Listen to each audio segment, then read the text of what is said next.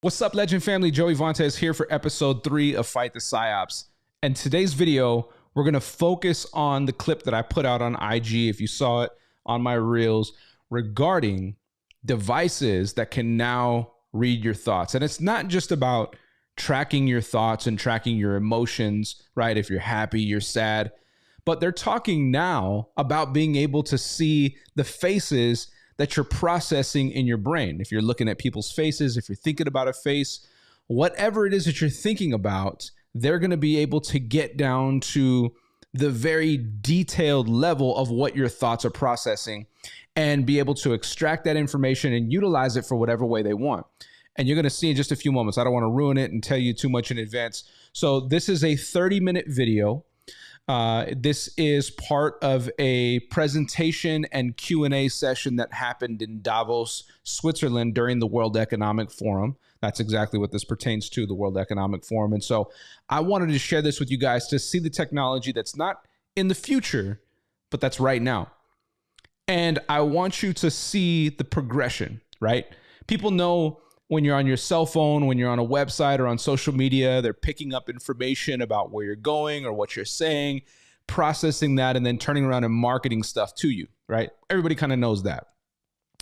But the next step in the process for this is exactly what I'm going to share with you. And that is devices now that either are wearable, whether they're type of ear pods, something that you're popping in, maybe a headband, a hat.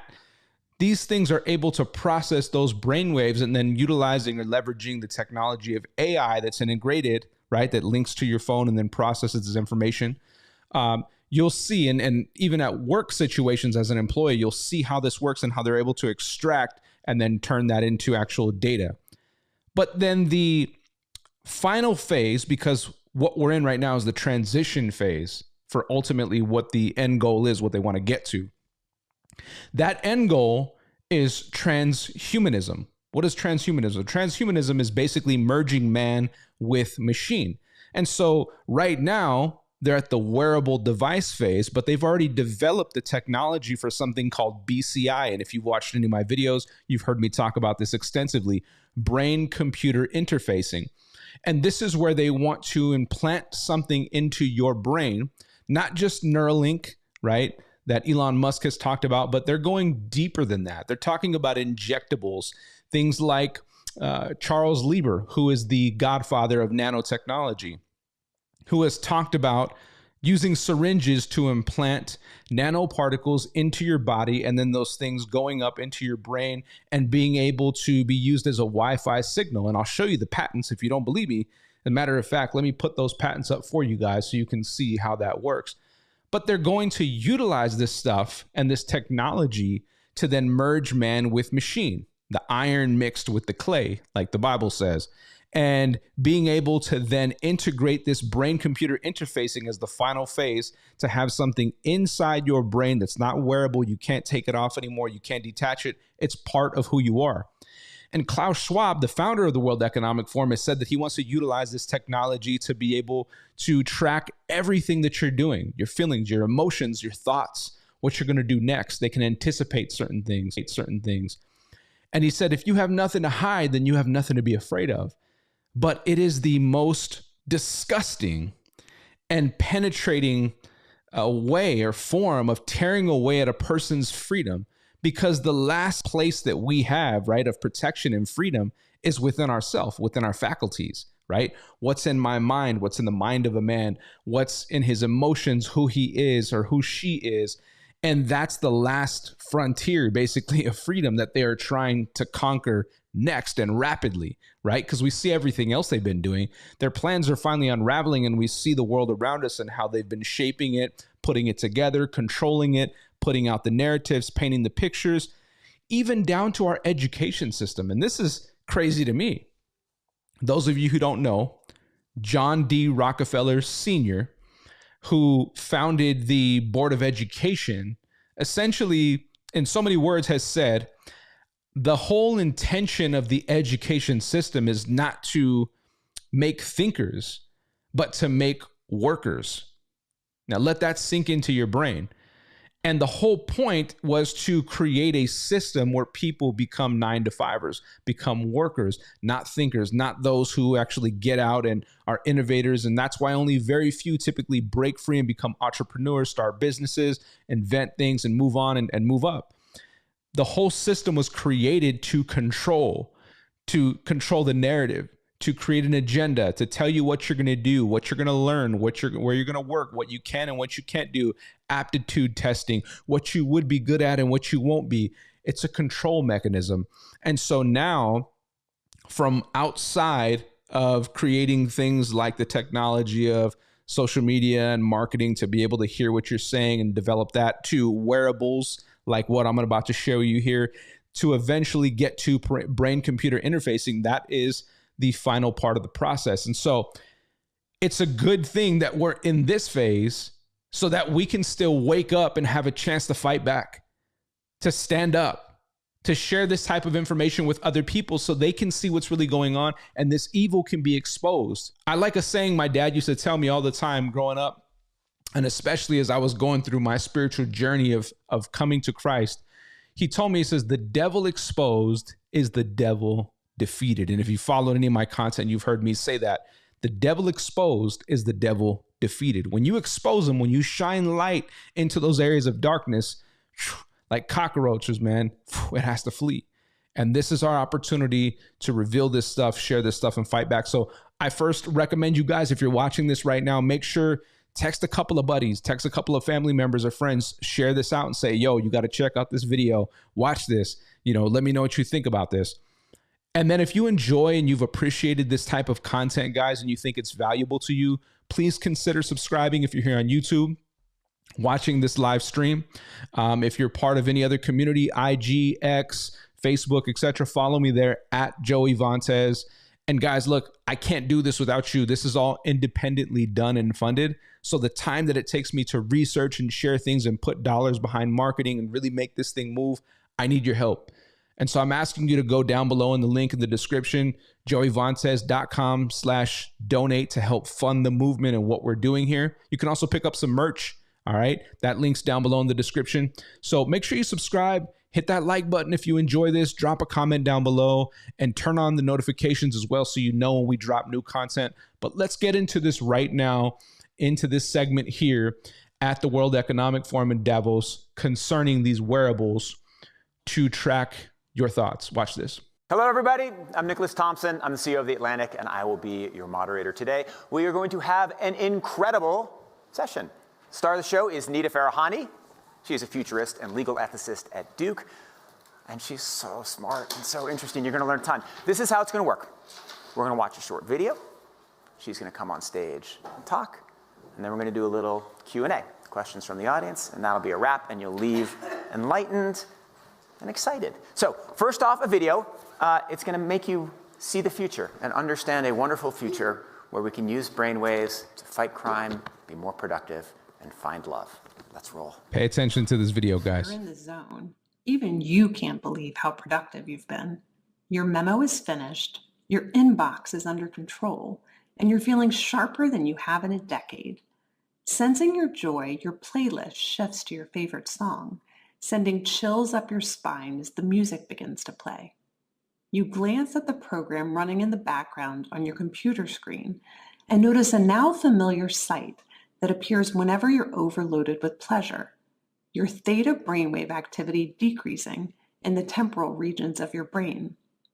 You mentally move the cursor to the left and scroll through your brain data over the past few hours. You can see your stress levels rising as the deadline to finish your memo approached, causing a peak in your beta brainwave activity right before an alert popped up, telling you to take a brain break. But what's that unusual change in your brain activity when you're asleep? It started earlier in the month. You send a text message to your doctor with a mental swipe of your cursor. Could you take a quick look at my brain data? Anything to worry about? Your mind starts to wander to the new colleague on your team, whom you know you shouldn't be daydreaming about, given the policy against intra-office romance. But you can't help fantasizing just a little. But then you start to worry that your boss will notice your amorous feelings when she checks your brain activity and shifts your attention back to the present. You breathe a sigh of relief when the email she sends you later that day congratulates you on your brain metrics from the past quarter, which have earned you another performance bonus. You head home jamming to the music, with your work-issued brain-sensing earbuds still in. When you arrive at work the next day, a somber cloud has fallen over the office. Along with emails, text messages, and GPS location data, the government has subpoenaed employees' brainwave data from the past year. They have compelling evidence that one of your coworkers has committed massive wire fraud. Now, they're looking for his co-conspirators. You discover they are looking for synchronized brain activity between your coworker and the people he has been working with. While you know you're innocent of any crime, you've been secretly working with him on a new startup venture. Shaking, you remove your earbuds. Wouldn't this be crazy? Imagine, I mean, it's crazy enough, the scenario that they're giving, right? But can you imagine, first of all, submitting to an employer now who says, hey, it's mandatory as part of our employment process that you wear these earbuds so that we can monitor your brain activity during work hours with us. So you're not allowed to just, whatever. You can't just come in. No, this is part of the employment process. So in order to get a job here and make money to earn your living, to pay for your food, your bills, your lifestyle, you have to submit to this. And getting put in a position like this, you just happen to be working on a venture on the side with a buddy. It's typical stuff that people do every day. And because there's some synchronization between the brain connectivity with you and that individual who got caught up in something else, now thought police are here, 1984 Orwellian style, pulling up, arresting this individual. And now you're caught in a hot seat because you had that brain synchronization for the fact that you were doing something completely legal, but you were still connected with them in some way, shape, or form. Absolutely trippy. Orwellian to the 100th degree. What do you think? Is it a future you're ready for? You may be surprised to learn that it's a future that has already arrived. Everything. Are you guys ready for this? Are you ready for this? Let me know in the comments what you guys think while we're actually doing this right now. Like, drop some comments down below and let me know what you think. And I mean, she said, look, it's already here. It's not something you got to get ready for. It's here. In that video that you just saw is based on technology that is already here today. Artificial intelligence has enabled advances in decoding brain activity in ways that we never before thought possible. You've heard a lot about AI over the past few years. Here at Davos, it's been the talk of the hour. But I want to talk about it in a different way, which is the ability to decode brainwave activity. After all, what you think, what you feel, it's all just data. Data that in large patterns can be decoded using artificial intelligence. Consider this. The average person thinks thousands of thoughts each day. As a thought takes form, like a math calculation, you're happy, you're tired, you're hungry, you're elated. Neurons are firing in your brain, emitting tiny electrical discharges. As a particular thought takes form, hundreds of thousands of neurons fire in characteristic patterns that can be decoded with EEG, or electroencephalography, and AI-powered devices. In fact, what you're seeing here is my brain activity while I'm wearing a simple device like the one on the right. We're not talking about implanted devices of the future. I'm talking about wearable devices that are like Fitbits for your brain. It used to be that there was very little we could tell from EEG activity. But already, using consumer wearable devices, these are headbands, hats that have sensors that can pick up your brainwave activity, earbuds, headphones, tiny tattoos that you can wear behind your ear. We can pick up emotional states like, are you happy or sad or angry? We can pick up and decode faces that you're seeing in your mind. Simple shapes, numbers, your PIN number to your bank account. It's not just your brain activity here that we can pick up. We can also pick up your brain activity in different places, like as your neurons fire from your brain down your arm and send signals to your hand to tell you how to type, move. All of that can be decoded through electromyography. And that's what you're seeing here is a device now in the form of a simple wearable watch that can pick up that activity. And one of the pivotal acquisitions of the field, Meta acquired this company, Control Labs, in 2019, because major tech companies are investing in helping to make these devices universally applicable as the way in which we interact with the rest of our technology. In fact, the coming future, and I mean near-term future, is these devices being the primary way in which we interact with all of the rest of our technology. Rather than a mouse or a keyboard, you can simply swipe with your mind, move your hand more seamlessly when you're in VR or AR, use your brain as the way in which you interact with all of the rest of your technology, which is an exciting and promising future, but also a potentially scary one, a transformative one that will change the way that we interact with other people and even how we understand ourselves. Let's take a look. Because it opens up new and dynamic forms of control. This is where some of our core technologies like EMG come into play.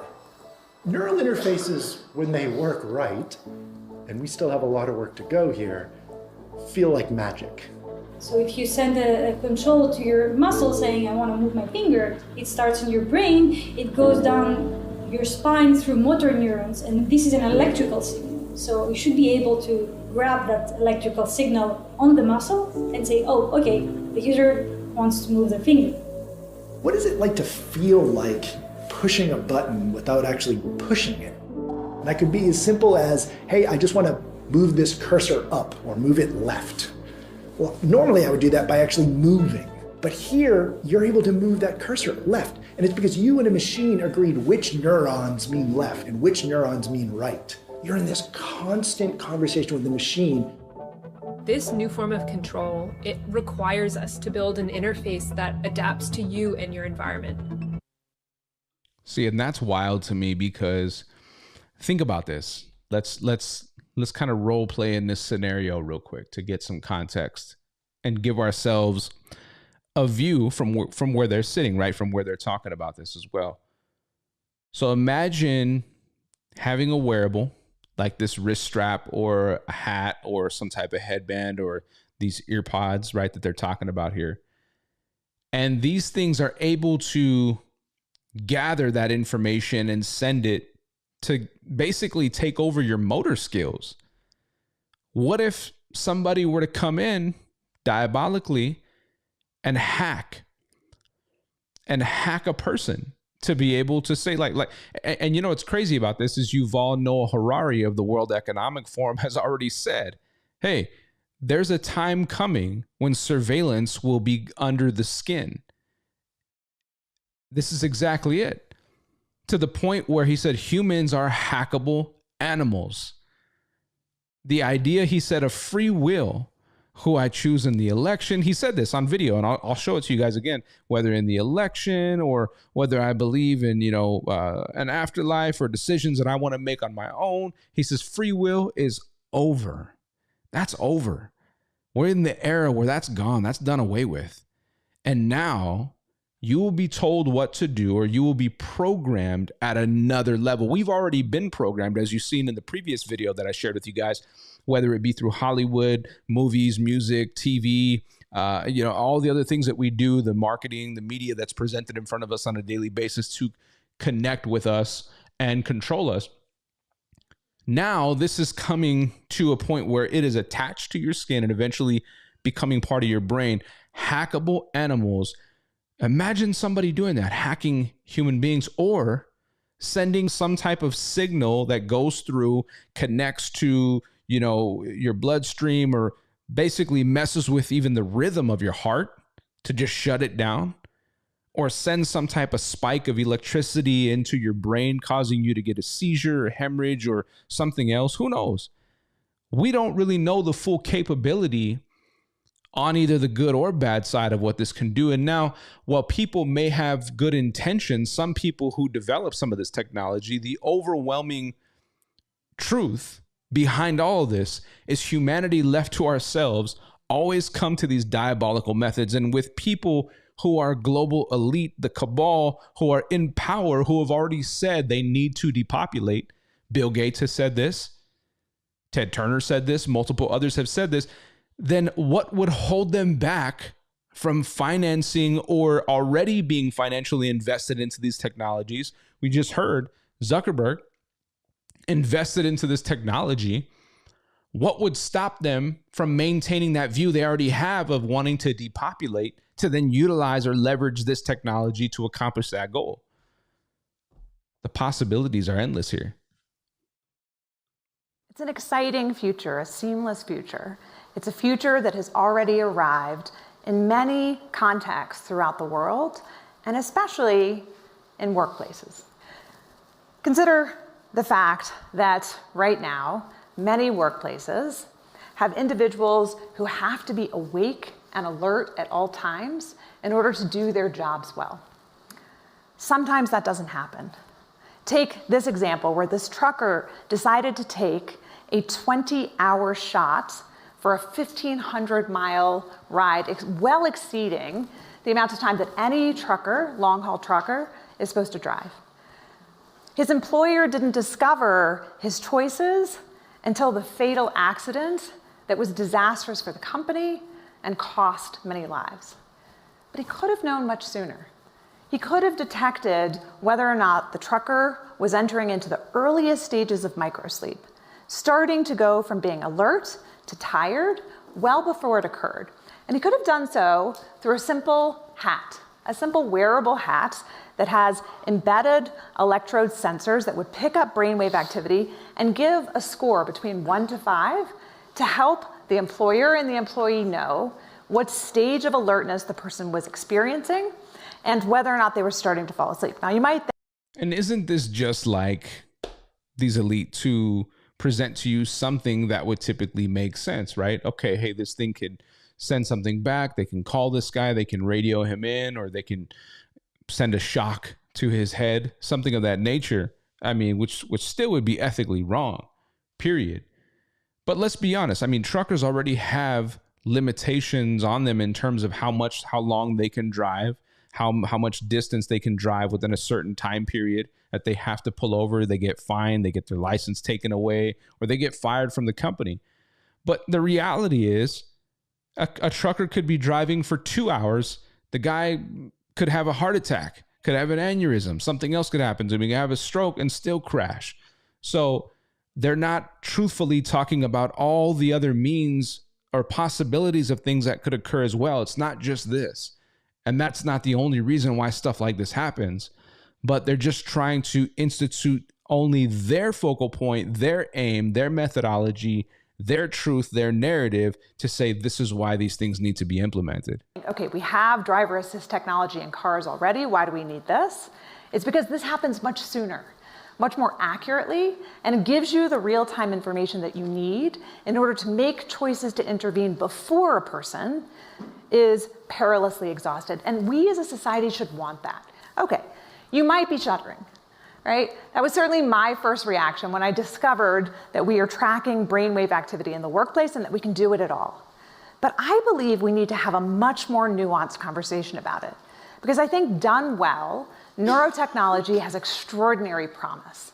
Done poorly, it could become the most oppressive technology we've ever introduced in a wide scale across society. We still have the chance to make it right. All right, well, does the same analysis hold true if instead of trying to monitor whether a person is falling asleep or awake, we decide that we want to monitor their attention levels to see whether or not they're paying attention and being productive? How many of you wear something like an Apple Watch? Fitbit, smart device?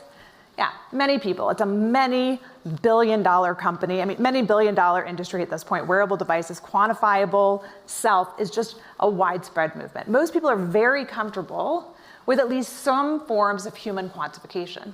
In fact, it's become so widespread that most people feel like there's not that much to worry about when it comes to doing something like monitoring your heart rate. But it turns out that that kind of technology in the workplace, particularly when it's used to monitor productivity of employees, where they're moving throughout the factory floor, whether or not they're taking breaks or unscheduled breaks, is the kind of thing that employees resist, unionize against, rise up against, and undermines morale. What we've seen consistently is companies from Amazon to Tesco to Walmart and others have introduced what is considered to be bossware or surveillance technology that employees really don't like it, even if it makes their lives better. Of course, employees don't like it. For number one, okay, when I'm wearing this, it's a decision that I'm making to put this on. I'm not being forced to wear this. I'll track my fitness through this, how many steps, calories, heart rate, all that type of stuff, which sometimes I even question now as far as the technology and where my data is going to, if I'm being honest, which I'm sure a lot of us could be honest about that as well. But the reality is I put this on because it's a choice. Now, being in a workplace where I'm being forced, of course, people are going to unionize and go against. It's going to say, no, you don't need to do this. If you see already that my work is being productive, why do I have to submit to some other type of technological thing or some other type of totalitarian thing? Like, if I live in the land of the free, I'm coming to work for you just as much as you're giving me an opportunity to get a job and to work and earn some cash. I'm giving you the opportunity to have a worker like me to come and do some work for you. So it is 50-50. So what types of things am I putting on you to verify that what you say you're going to do, that you're going to do? What if I'm doing a good job and I'm trying to move up the ladder, but I can't see the fact that you're making your decision on who you're going to hire next to go up into that management position is truly based off of what a person is doing, but more so favoritism on what you're choosing to do. So I think it could be equally argued, but at the same time, no. Of course, people should not be forced to submit to anything like this whatsoever. That is totalitarian, and I reject that completely. Okay, well, if you don't like your job, just quit. But what if there's nowhere to go? What if everywhere has ubiquitous monitoring? In fact, and this is the whole point of what I'm talking about. If you don't like your job, you don't want to submit to this, then just quit. But what if there's nowhere else to go? Because now our technology spread out through all of corporate America, and every workforce now has intertwined this. It's part of ESG or DEI, diversity, equity, inclusion. It's part of our systems, and this is the way that it's got to be. What are you going to do now? You got to submit. That's the whole point. During the pandemic, what we found was that 80% of companies admitted that they use at least some forms of so-called bossware technology to monitor the productivity of their employees.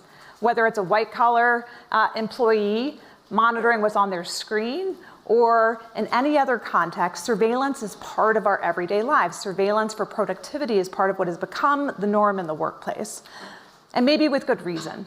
9 out of 10 employees waste time during the workday. They focus on other things. There may be good reasons why we want to be able to find better ways to monitor whether somebody is paying attention or they're doing something different.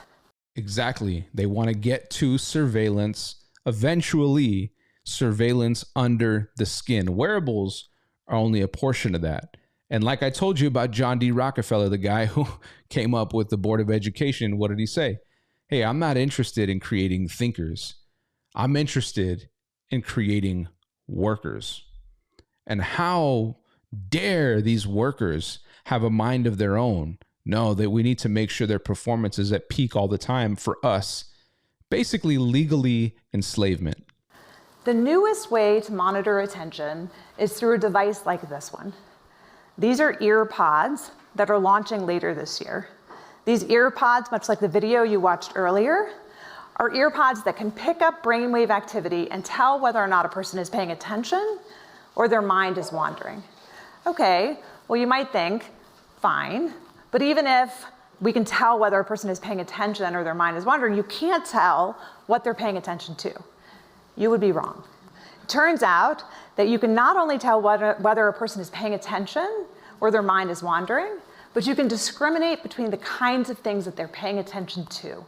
Whether they're doing something like central tasks, like programming, peripheral tasks, like writing documentation, or unrelated tasks, like surfing social media or online browsing. When you combine brainwave activity together with other forms of software and surveillance technology, the power becomes quite precise. So what do we do with this? What do we do with technology that enables us to monitor brainwave activity for attention? Do we embrace it? Do we resist it? I believe that there is a pathway forward with such technology, but it's putting it in the hands of employees, enabling them to use it for themselves as a choice, whether or not they want to focus, whether or not they want the technology in order to improve their own performance. That's the way it always happens. Hey, we got this new technology and we want to select you to be a beta tester here at Apple.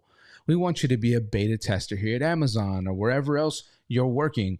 We want you to beta test this and you have been selected. We have a limited amount of spots exclusive for just a few people to try this out and to let us know what they think. And only a few people can sign up, so you better hurry quick. And what do people do? What do the masses typically do? What do the sheep typically do? They flock right to it. They come right to it. And so what happens is they start utilizing this stuff, testing it out, trying it out, beta testing. And eventually, because that was the beta test, you consented to saying, yes, I will be a part of this. Now that consent turns into a mandatory dictatorship within the workforce. Now that is a submission of your will by consent, where by now they can say, yep, this is going to happen, period. Across the board, doesn't matter what department you're in, what company you work for, this is mandatory. What are you talking about? Just as it is like for you to be here at this time and end at this time, just as it's like for you to be to punch in, punch out, or use these different types of systems, or use Siebel or Outlook, or all these other different applications that you might use, Salesforce. This is just part of the program. And what are you talking about? This is how we do things. It was beta tested, consented, and now it is in effect. It is locked down, a foundational component of what we do, and there's no way out of it. That's how they do this. It's genius. It's so stupid and simple, but it's so genius at the same time how people fall prey to it, because we're always looking for the new thing. It's the way of wording and marketing. It's master manipulation. It's witchcraft over the people is really what it is. And people fall for it. The sheep fall for it almost every time. It's wild. So what's the pathway forward? In some ways and in some contexts, surveillance of the human brain can be powerful, helpful, useful, transform the workplace and make our lives better. It also has a dystopian possibility. Exactly. And that's the main factor in there. If you understand predictive programming, you understand they always have to tell on themselves. They're always going to share with you what they're going to do before they do it. So notice it's the last thing that she says. It also has a dystopian possibility. Not that it will get there, but it has the possibility. Now, let me share with you what that dystopian possibility is, and then they'll go from there. But this won't happen because we're going to do this the right way. We're going to harness the power of this, and we're going to be the one entity in history that's going to harness this and do it ethically and right. Like nobody in power has ever tripped out and gone south, right? I mean, I just don't understand sometimes. I guess it's when you're not awake that it's a lot easier to fall for this stuff and to believe and be so, easily duped. Even the word surveillance, like how does that fit into anything good? Surveillance of the brain. I mean, there's a disconnect there that they're trying to connect two things that don't make sense. Of being used to exploit and bring to the surface our most secret self. It threatens fundamentally what our own self-identity is in some ways, and threatens to become a tool of oppression. We can make a choice. We can make a choice to use it well. We can make a choice to have it be something that empowers individuals, that helps them gain insights into their own mental health and well-being, improves their own productivity and wellness, and sets them on a pathway where, like quantifying your heart rate or other kinds of health, it can be something that unlocks potential for humanity. We can't decode speech, and we may never decode full thoughts from the brain using simple wearable devices. But that doesn't mean that there isn't a lot we can already decode. There isn't a lot that we will not be able to decode in the coming days. As AI becomes more powerful, as the sensors become more powerful. And see, as I mentioned, she's letting you know right here, this is a transitionary period because these wearables will only have an extent to which they're able to monitor, extract, gather data, and process, and give us another leverage, right? Give us a little more power over the people. And eventually what's coming is the BCI. And that's how they'll spin that as, hey, listen, this has kind of reached its course. It is, Windows 95 versus Windows 2000. It is this operating system versus the update that needs to take effect. It's the iPhone 14 and now to the iPhone 15, right? It's basically upgrading, and they'll create that in our mind from a marketability standpoint that people will just widely accept it and just move right into whatever they say next. So BCI and the integration of those chips inside of the brain will then be accepted. Something interesting that I'm going to throw up on the screen for you guys here to see. This is from the RAND Corporation, okay? So the first thing I'm going to show you is these chips. This is what's called neural dust. It's an implantable sensor that's developed by researchers at UC Berkeley. And this is what they intend to either syringe into somebody that can then travel up, or they can plant this right into the brain. What are the risks versus opportunities really are telling about this technology and where it's heading, okay? So the first column there, as you can see, it talks about in green, the augmented human abilities. So these are the opportunities, right? They say it's faster information sharing and improved situational awareness that could lead to more rapid and accurate decisions. People could control machines with their thoughts. People's memory, attention spans, and cognitive performance could be improved, right? So then what are some of the risks about those human abilities? Down below, it says in yellow, those devices may be hacked. To cause physical harm, control thoughts, emotions or actions, or access personal information. Enough said. But then it continues. It says people could be micromanaged on an entirely new level. Exactly what we're talking about here in the workforce. This has huge implications for work, school, relationships, parenting, etc. BCI could be misused for totalitarian control of people. They're going to tell you what it can do before they actually do it. Next column, better understanding of human experience. People could monitor for excessive stress or cognitive workload. People could develop a better understanding of how physiological states affect cognitive and motor performance. And then the risks below, interpersonal relationships may be profoundly altered. People may be psychologically harmed if superhuman capabilities are revoked, for example, at the end of military service. What in the world are they talking about there? Is this some Captain America level stuff? Like, who knows? And then long-term mental effects are unknown because it's something you're putting inside of yourself that doesn't belong there. You're mixing the iron with the clay. Fourth Industrial Revolution, right? The Third Reich, Nazi Germany. Klaus Schwab calls this next stage of the Great Reset the Fourth Industrial Revolution, or what some call the Fourth Reich, right? The Fourth Kingdom, the iron mixed with the clay, transhumanism. Are you making a connection? More and more of what's in the brain will become transparent. I believe we have to start by recognizing a right to cognitive liberty. This is a right to self-determination over our brains and mental experiences. It requires that we update existing international human rights like freedom of thought, mental privacy, and self-determination over our own mental experiences. But that's not enough. We have to do more, and corporations have to adopt best practices for the implementation of this technology. That requires being transparent about what data is being collected and for what purposes. focusing on positive uses for employees to improve their workplace productivity, increase safety, and decrease the burdens on individuals.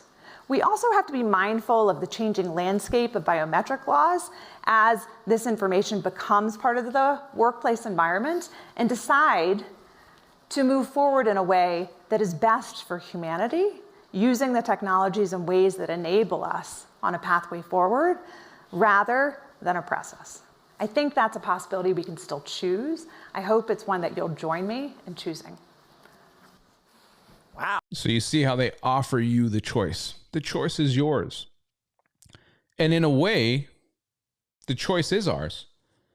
We have the opportunity to simply listen and be sheep and sit back and let them do whatever they're going to do, because your silence many times is your consent for them to move forward. When we don't resist, stand up, say something, sign something, put people together and say, we're standing against this. We're opposed to this. We're not going to let this happen. I don't believe in transhumanism. I don't believe in man merging with machine. That's not the way God designed us to be. If he designed us to have those technological advancements, he would have placed them inside of us. We are who we are, created in the image and likeness of God. And so when we get outside of that, that's when we begin to develop this Tower of Babel type mentality that becomes destructive to all humanity. And transhumanism, the ultimate goal within that movement, within that school of thought, that ideology, is ultimately to try in a way for man to say, I don't believe in God and I don't believe in having to accept Christ and in order to receive him into my life, and through salvation, through the Son, through Jesus Christ, that's what gives me the ability to have eternal life. It says, I don't believe in that.